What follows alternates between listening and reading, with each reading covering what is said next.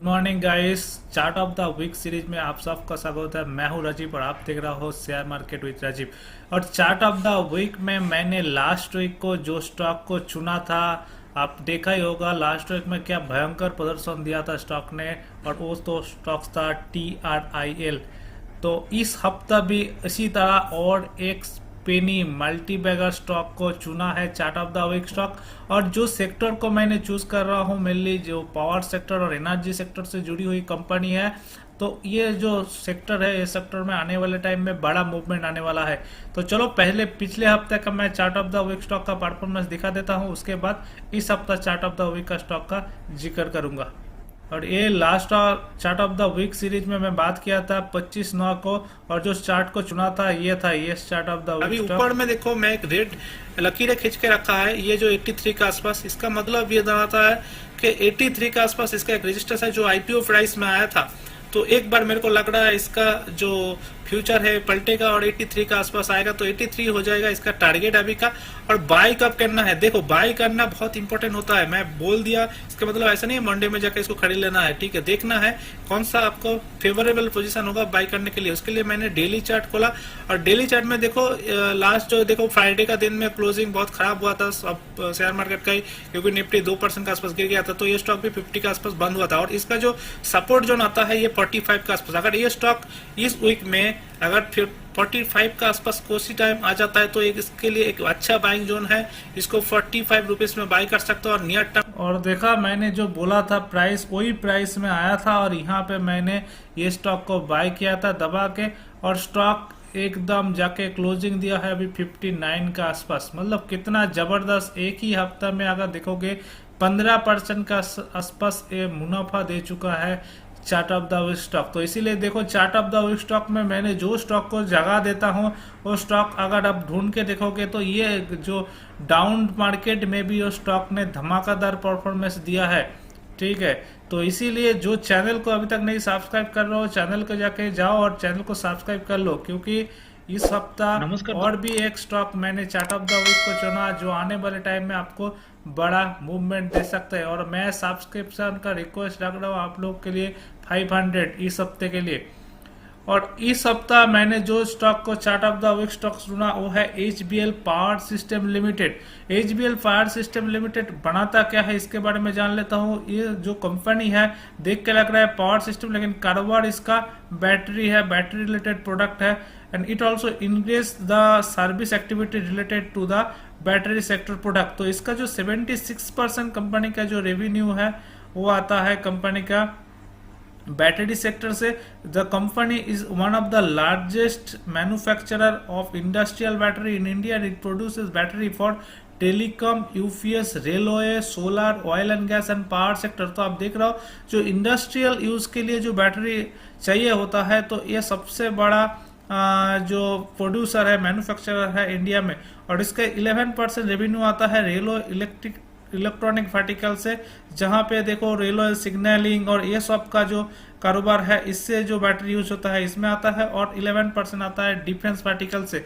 तो आपने खास देखा होगा मैंने चार्ट ऑफ द वीक में जो स्टॉक को चुनता हूँ वो अभी जो ये लास्ट 2 महीने से आप देख रहे हो मैंने मेन फोकस दिया है डिफेंस सेक्टर में और रेलवे सेक्टर में, मतलब गवर्नमेंट सेक्टर में मैं ज्यादा फोकस दिया हूँ। क्यों?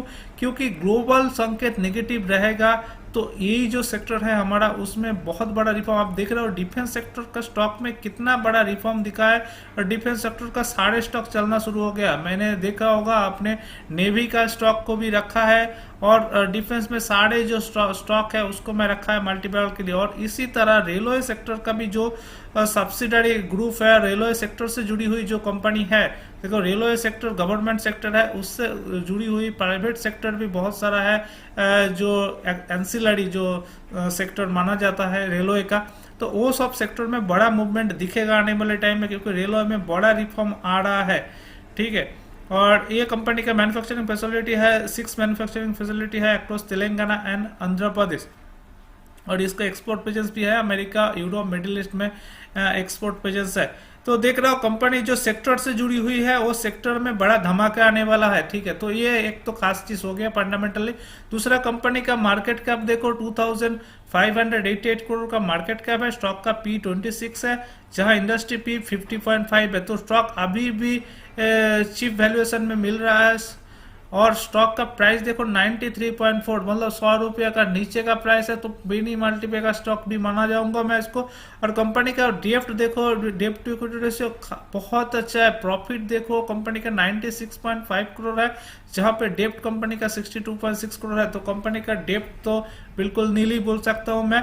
और कंपनी का जो प्रॉफिट जो देखोगे 3 साल का जो प्रॉफिट आ रहा है कंपनी का 53.2% का प्रॉफिट आ रहा है कंपनी का।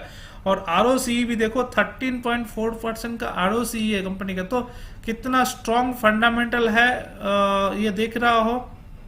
और कंपनी का अगर मैं क्वार्टर टू क्वार्टर रिजल्ट का बात करूं तो देखो quarter to quarter result company का प्रॉफिट मार्जिन कैसे बढ़ा है, जहां जनवरी 2019, सितंबर और दिसंबर 2019 में 18 करोड़ का आसपास प्रॉफिट होता था, वहां पे ऑपरेटिंग प्रॉफिट बढ़ के मार्च और जून में 2022 में 53 करोड़ और 35 करोड़ का आसपास प्रॉफिट मार्जिन बढ़ा है। नेट प्रॉफिट मार्जिन में भी जहां 5-6 करोड़ का नेट प्रॉफिट होता था, वहां पे 33 करोड़ और 22 करोड़ का प्रॉफिट मार्जिन बढ़ा है। तो कंपनी का फंडामेंटल काफी स्ट्रांग है। और चार्ट में भी देखो स्ट्रॉन्गर चार्ट है। ये देखो, ये जो पैटर्न बनता है इसको मैं बोलता हूँ राउंडिंग बॉटम पैटर्न। उसके बाद ये देखो स्टॉक यहाँ पे रुका है, फिर स्टॉक पुराना जो सपोर्ट जोन था उसको रिटेस्ट कर रहा है। और ये जो टाइम था, ये जो 73-74 का टाइम, ये रिटेस्ट करके स्टॉक ऊपर का तरफ चला है। तो ये एक अच्छा बाइंग जोन था स्टॉक को। और मैंने इस हफ्ते इसको बाय भी करके रखा है, मेरा पोर्टफोलियो में है। अभी HBL आएगा। पावर सिस्टम फर्स्ट वो देख लेता हूँ मैं लगा के फिबोनाची रिट्रेसमेंट। तो पहला जो 138.2% टारगेट आ रहा है 114 रुपया, दूसरा 161.8% का टारगेट आ रहा है 121 रुपया। अभी स्टॉक का प्राइस चल रहा है 93 का आसपास। तो आप देख रहा हो स्टॉक में धमाल मचाएगा। और अगर मैं इसका ये जो पैटर्न का इसका अगर मैं हिसाब से मैं टारगेट ढूंढूं तो ये देखो प्राइस था 74 और लोअर था 15, तो मतलब 60 पॉइंट ऊपर, तो 93 से 60 पॉइंट ऊपर मतलब 150 के आसपास टारगेट इसका बन के आ रहा है। और स्टॉक में एक अच्छा वॉल्यूम का साथ स्टॉक ब्रेकआउट दिया है। तो आने वाले टाइम में ये बहुत ही बड़ा पैसा बना के आपको दे सकता है 3 से 4 हफ्ते में। तो ये था इस हफ्ते का chart of the week stock. Video कैसे लगा बताना। वीडियो अच्छा लगा तो वीडियो को लाइक करो, दोस्तों के साथ शेयर करो। चैनल को अभी तक नहीं सब्सक्राइब किया तो जाओ फटाफट चैनल को सब्सक्राइब करो। चलो दोस्तों चलता हूँ।